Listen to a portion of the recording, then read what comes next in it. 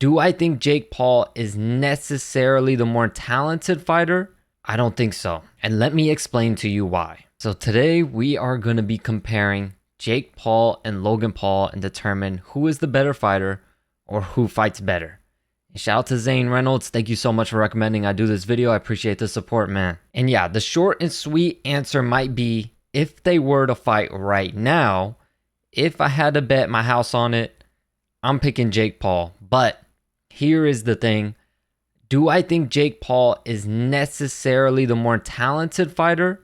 I don't think so. And let me explain to you why. So if you look at their fights individually, Logan has fought KSI, he's fought Floyd Mayweather, he's fought Dylan Dennis.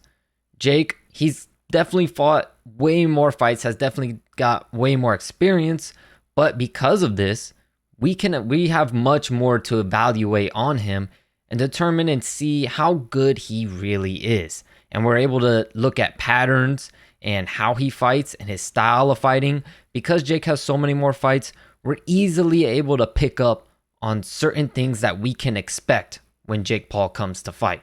Whereas Logan, he's taken a lot of time off in between fights, and the guy isn't all that dedicated to the sport, so it's hard to really try to predict how he'll come into each and every fight. And should, he's back to the WWE now. Should he come back to the ring to face Conor McGregor or whoever else, we honestly don't really know how Logan is really going to look in the fight because he just takes so much time off and we really don't have that much film on him. And the film that we do have on him is over such a broad period of time that it's not really valid evidence to come to definite conclusions.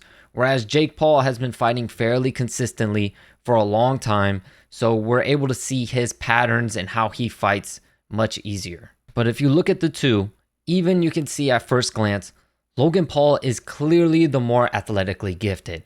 I mean, look what he's doing in WWE, doing backflips off the turnbuckle and all types of stuff. Speaking of which, ouch. I don't know if Jake can do that. I don't think he can, but you could definitely tell who is more athletically gifted. And that may not matter if you've been boxing for a really, really long time, but these guys haven't been boxing for all that long, so it is going to play a big factor. And I know a lot of you are going to say there is a big misconception out there because Jake Paul said, I wrestled Division 1.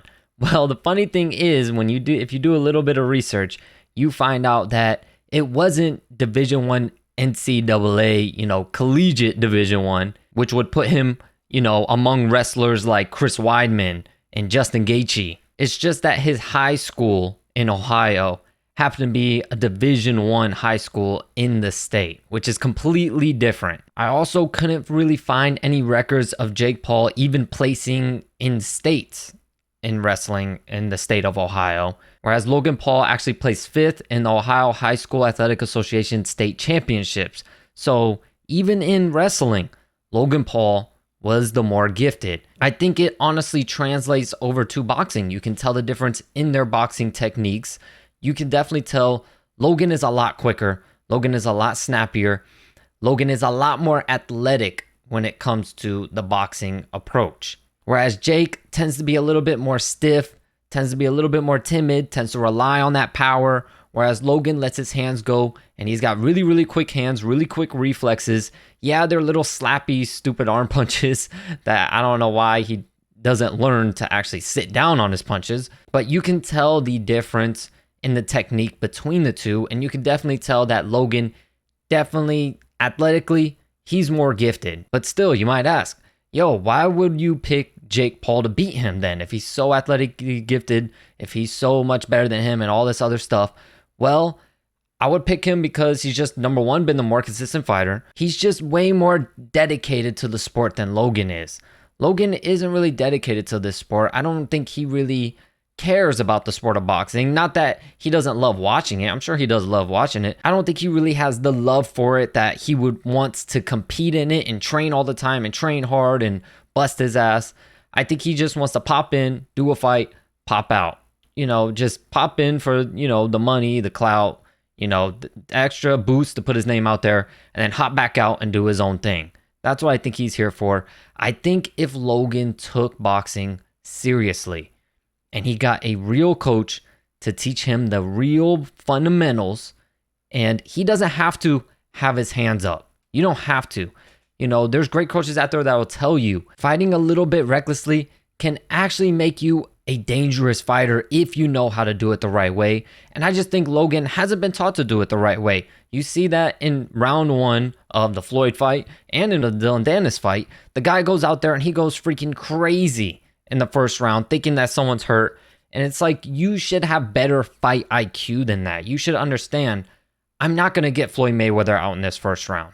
I'm not going to do it. Let me use the tools I have that are a big advantage for me, and let me go out there and prove everyone wrong and make this guy look like he's stupid for choosing to fight a guy way bigger than him, even though he may be less skilled. And as we all know, we heard from the corner what Floyd Mayweather said. Hit him at the top of the forehead with the jab. Step off your back foot. Sorry, hit him with the jab. When you get in close, like, shoot it off the hands up. He was struggling with that reach. So Logan had a big advantage that had Floyd a little bit worried about something. And that is somewhere to start. That is something that no other fighter that Floyd has fought that he can say about them. You got an advantage. Logan just didn't use his advantage for some reason. We can say all we want about his hands down, but there's ways you can fight with your hands down that leaves openings to try to bait your opponent to come in. And then from there, you can set traps, cut angles, use your footwork, use your head movement. And as we know, Logan, he doesn't like just sit around in there. Logan can move. He can move his legs. So I think instead of just standing there and punching a bag with these little arm punches, if you teach him how to sit down on his shots, pivot, turn those hips, land a big shot, circle out, or something to that effect, I think that would have leveled up Logan Paul's game so much more. But he just stands there, lands a lot of punches, and then just steps straight backwards, which fighting someone his size, that is a very, very dangerous thing to do. There's a reason why Logan Paul calls out all these guys that are much smaller than him, and it's because he knows he can get away with doing something like that. There's a reason why when the guy wants to fight MMA, he calls out Paddy Pimblett, a 155-pound fighter, instead of someone more his size. Floyd caught with Logan with some nasty shots that if Floyd was Logan's size, or if that was anybody that was Logan's size, he would have been in serious trouble. The guy just isn't dedicated enough to the sport to really learn his strengths and how to use his strengths against his opponent. He doesn't have to have his hands up. He doesn't have to. Go ahead, fight with your hands down, but you need a coach that's going to teach you how to utilize that as a weapon and set traps that you can exploit and counter off of, and then drill those counters so that you go and do that in the fight. And trust me, he would have had a lot more success in the Floyd Mayweather fight for sure, because he wouldn't have been expecting that level of fight IQ, and definitely in the Dillon Danis fight as well. As for Jake Paul, it's going to be a lot more short and simple because we've seen him multiple times. We know he's a little bit stiffer. He's a little bit more timid. The guy doesn't let his hands go nearly as much as Logan does. But we all know he's got that dangerous ass right hand. He maybe relies on it a little bit too much at this point, but I think after the loss of Tommy Fury, he knows and understands that, there's a lot more to it than just throwing that right hand bomb and counting and hoping that you're going to drop people to earn points or you're going to knock someone out. You need to use your jab. You need to work up and down, change levels on them. You need to switch it up a little bit. Throw some other punches, throw some other combinations. Maybe start with the straight right hand, then come with the left hook. You can't just go straight with the overhand right every time because, like Tommy Fury did, he's going to anticipate it, he's going to expect it, and he's going to counter it. So if we were talking about potential, without a doubt in my mind, I think Logan Paul has way more potential than Jake Paul does in boxing. But he doesn't have the work ethic. He isn't that dedicated to the sport. Not nearly as dedicated to the sport as Jake Paul is for sure. And he's doing the WWE thing, so he's too distracted to even be as good as Jake. But for the sake of the video, who is better? I think Jake Paul. But it's just the potential from Logan that gets you thinking a little bit and gets you really thinking like, man, if this guy was really dedicated to the sport and he really learned how to utilize his tools that he had, he would be a very dangerous fighter in influencer boxing. And in my opinion, he probably could have gave Floyd a run for his money, because we all know and we all heard Floyd was struggling with that reach. And since then, Floyd hasn't fought anyone nearly the size of Logan Paul.